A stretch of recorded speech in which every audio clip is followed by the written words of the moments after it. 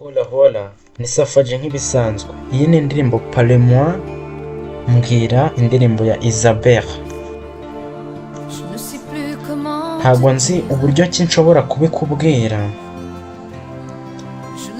ntabwo nshobora kubona amagambo meza amagambo ashobora kugusetsa agasobanura ubwiza wifitiye.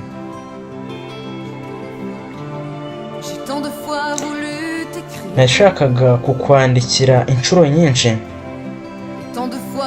ariko izo nshuro nyinshi rwose zarangoye zimpeta umugongo, gusa zadusigiye inzibutso nyinshi.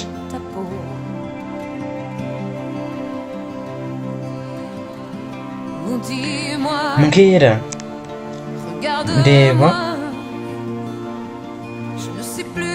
sinzi ukuntu nagukunda birenza kandi nkakomeza. Ndeba, mbwira, ntabwo nzi ukuntu nagukunda birenza cyangwa nkakomeza, ariko ahangaha ndi nawe ukaba uri kure yanjye.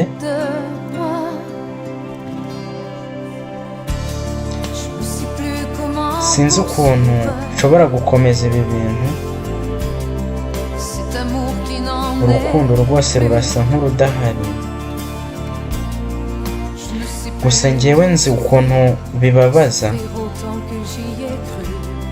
ariko n'ukuntu bibabaza kugumya kubyizera.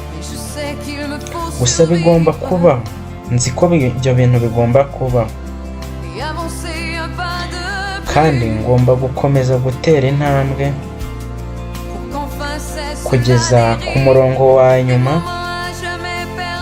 nta kintu mbuze. Mbwira, unandebe. Ntabwo nzi uburyo ki nagukunda kandi nkabikomeza. Mbwira kandi unandebe. Ubu ni ubuzima narotaga, uri umuntu wabutangije. Mbwira, vugana nanjye.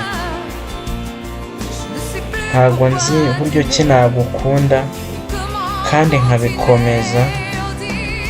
Mbwira, vugana nanjye. Mbwira ibintu byose. Ese nuramuka ugiye, mbwira, mbwira.